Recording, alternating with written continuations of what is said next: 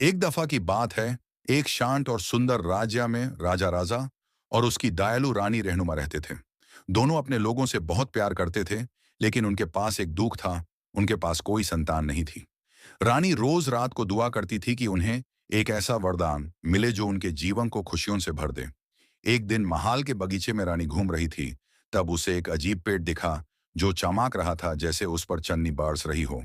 उस पेड़ के नीचे एक बुधिया बई थी जो मुस्कुराते हुए बोली, रानी माँ, ये सपनों का पेड़ है। इसके फल से जो भी सच्चे दिल से दुआ मांगता है उसका सपना पूरा होता है। रानी ने शुक्रिया अदा किया और पेड़ के सामने हाथ जोड़कर दुआ मांगी, हमें एक ऐसा बच्चा चाहिए जो हमारे रजिया में प्यार और शांति फैलाए। अगले दिन रानी ने देखा कि पेड़ पर एक चमकता हुआ फल आया है, जिसे देखते ही उसका दिल खुशी से भर गया। उसने उस फल को अपने कमरे में रखा और कुछ दिन बाद रानी माँ ने एक प्यारी सी बेटी को जन्म दिया जिसका नाम रखा गया नूर। नूर बड़े होते होते बहुत समझदार और दयालु बन गई। वो हमेशा गरीबों की मदद करती और पेड़ के पास जाके दुआ करती थी।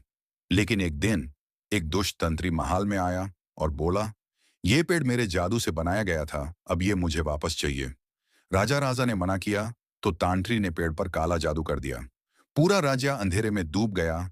पेड़ मुरझा गया और लोग रोते हुए राजा के पास आए। नूर ने फैसला किया कि वो पेड़ को बचाएगी।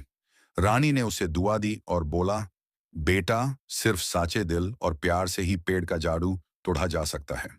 नूर ने तांत्री के जादू भरे जंगल में जाके खतरा उठाया। जंगल में उसने अजीब आवाजें सुनी, लेकिन वो डरी नहीं। उसने पेड़ के नीचे बैठकर अपनी माँ के जैसे सच्ची दुआ मांगी, हे अल्लाह, इस पेड़ को फिर से जीवन दो ताकि सबको उम्मीद मिले। जैसे ही उसके आंसू जमीन पर गिरे, पेड़ में रोशनी छा गई और तांत्री की ताकत खत्म हो गई। पेड़ फिर से चमक उठा और राजा में सुख शांति लौट आई। राजा और रानी ने अपनी बेटी को गले लगाया और पूरा राजा खुशी से झूम उठा।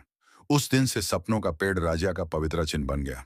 लोग आज भी उसके नीचे जाके अपने सच्चे सपने मांगते हैं, क्योंकि कहा जाता है कि जो दिल साफ हो और नियत अच्छी, उसके सपने जरूर पूरे होते हैं।